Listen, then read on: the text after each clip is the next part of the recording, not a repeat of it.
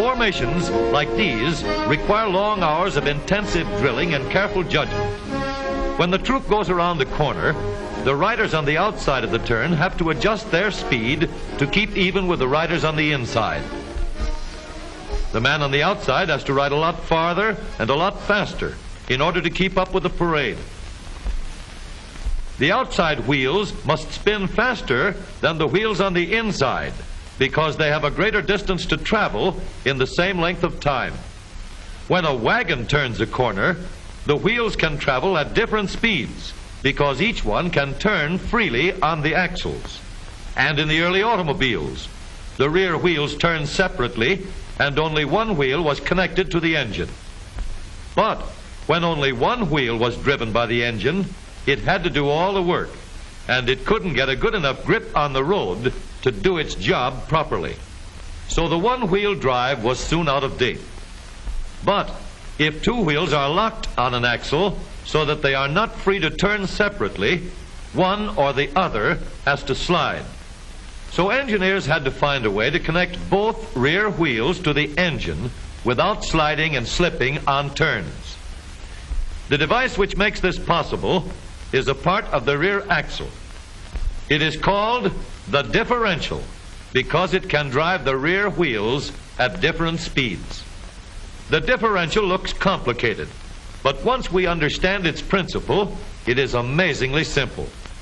These two wheels are mounted on separate axles and supported by a frame so that they can revolve freely at different speeds.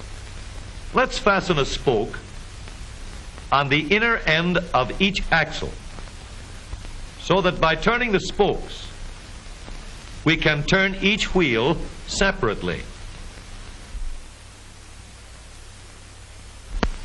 With a bar or crosspiece, we can turn both wheels in the same direction at the same rate of speed. Let's get something to hold this bar in place so that it will press against the spokes. Notice that this support is not locked to the axle. It turns freely. Now we can spin the wheels by rotating the support. This is fine as long as both wheels are able to turn at the same speed. But let's see what happens when we go around the corner. With this arrangement, we cannot drive one wheel faster than the other. And if we stop one wheel, the other wheel won't budge. Let's put this bar on a pivot so that it can swing in either direction.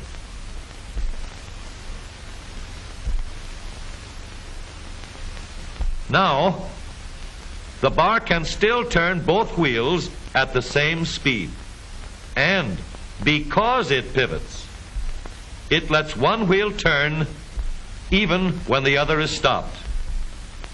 But if turned too far, the bar will swing around until it won't drive the spokes that turn either wheel. We need another crossbar and more spokes to carry on the job. When we stop one wheel, the crossbars will continue to push the spokes of the free wheel around. As long as both wheels are free to turn, the bars do not swing on their pivot and the wheels move at the same speed. Now we have the working principles of a differential. To adapt the model for use in an automobile, we will have to make a few changes. In order to reduce the jerky action caused by wide spaces between the spokes, we will put in more spokes.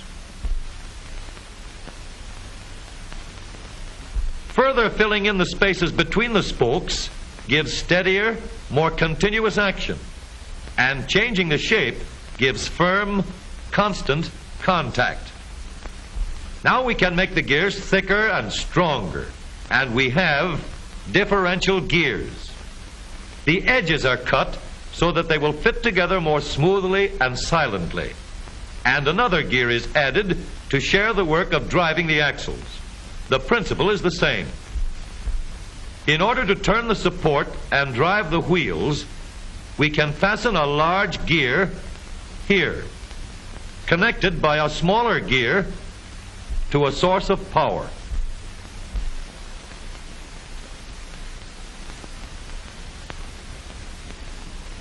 Notice that the power is connected to the differential at the center line. We can make our model more compact by moving the gears closer together. When we put our differential in an automobile, we have to leave room for the drive shaft, which carries the power from the engine. We may build the floor of the car above the drive shaft. But if we do, we won't have much room inside unless we make the top of the car high too. Of course, we could lower the floor and ceiling, but the drive shaft would be higher than the floor. This would have disadvantages. A shaft in the middle of the floor of an automobile would be inconvenient for passengers and would be awkward for carrying luggage. Today, engineers have found a way to make the car roomier and closer to the road without a clumsy shaft above the floor. The drive shaft from the engine to the differential is lowered out of the way, and the drive shaft is connected to the rear axle at the bottom. The new low center drive makes the rear axle quieter, stronger, and more durable because it gives better, smoother contact between the gears. The automobile of today with the low center drive is stronger and more rugged. Every part of the rear axle has been built to withstand strains far greater than it will ever meet on the straightaway or around the corner.